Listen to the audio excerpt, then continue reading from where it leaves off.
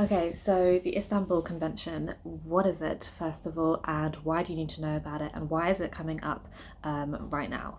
I was nominated a couple of days ago by a really good friend on Instagram to do the black and white photo to raise awareness for the femicide that is happening in Turkey right now. This is why I'm doing this video in black and white, because I want to help add my voice, spread awareness, maybe give a bit more of an explanation on what the Istanbul Convention really is and what I discovered in my research. In the description below, I've included loads and loads of links to articles and to accounts and to more information and more reading that I found in my research that I'd encourage you to read. Every single day, Turkish women are met with a black and white photo of another woman who has been murdered by a family member, by a friend, by a partner. The men who are committing these crimes are getting away with them. The men who are committing these crimes are not being held to justice, and the families of these women are not given the justice that they deserve. I hadn't heard of what was happening, and I didn't know what it was all about. I read my friend's post that was talking all about these Turkish women, kind of went a bit of went down an Instagram hole of count after count reading what was happening. And then it started talking about the Istanbul Convention and the fact that Turkey was going to be potentially withdrawing from the Istanbul Convention. It's one of those things that you've heard of, but you don't actually know what it is exactly, what it stands for and what it means. The Istanbul Convention is a convention on preventing and combating violence against women and domestic violence. It is a human rights treaty created by the Council of Europe, which is a human rights organisation separate to the EU Parliament. The Istanbul Convention sets out key objectives across 66 articles: integrated policy, prevention, protection, and prosecution.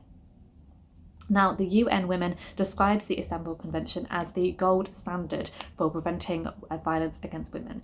So the convention is based on an understanding that violence against women is a form of gender-based violence that is committed against women because they are women. It is the obligation of the state to fully address it in all its forms and to take measures to prevent violence against women, protect its victims, and prosecute the perpetrators.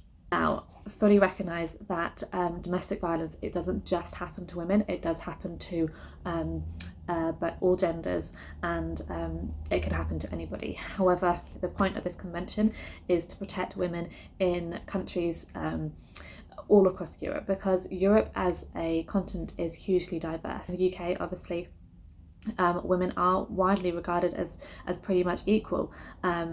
However, the way women are treated in different parts of Europe is inherently different. Having this one convention that covers all European countries means it's holding everyone to the same standard, and it's enforcing this convention into law. Now, why has the Istanbul Convention suddenly come up into the news? Why is the Instagram campaign happening? It has come into the news because Turkey has said that they may withdraw from this convention.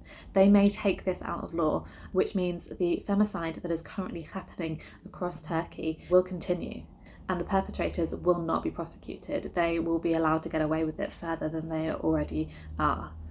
The fact that Turkey has ratified the Istanbul Convention means that it is in their law, and they have to do everything in their power to help victims of domestic violence and to support services to protect women and girls.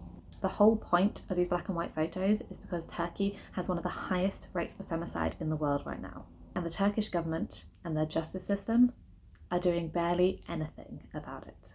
They're ignoring the problem, and they're ignoring the convention, going so far as to say they need to withdraw from it.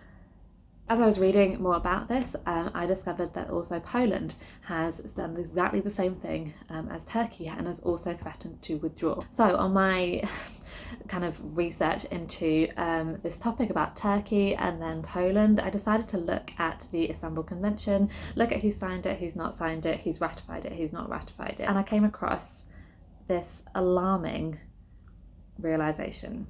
The UK signed the Istanbul Convention in June 2012. 8 years later, we have still not ratified it. Now, ratification is defined as the action of signing or giving formal consent to a treaty, contract or agreement, making it valid. So the fact that the UK haven't ratified the Istanbul Convention means it is not valid in the UK.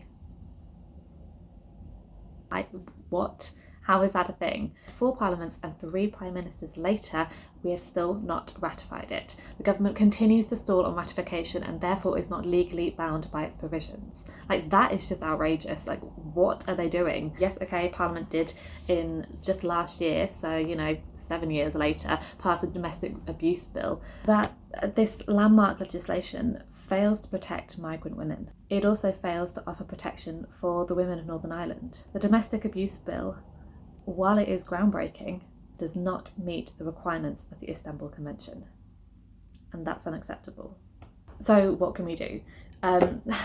Fundamentally, this is about Turkey and the fact that they have one of the highest rates of femicides in the world right now, and that the Turkish government are not doing anything. We need to flood social media with these black and white images to spread awareness and pressurise the Turkish government from an international perspective to show that it's unacceptable and to support the women of Turkey.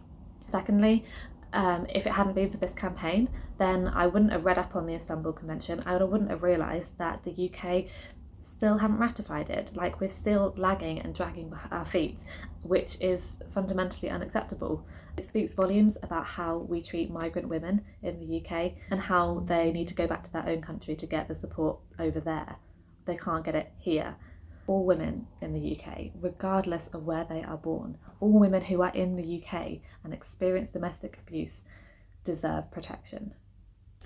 We need to tweet our MPs, we need to email our MPs. I'm emailing my delightful Conservative one to bring this to his attention and to say that 8 years is unacceptable for us to have signed and not ratified it and not followed through.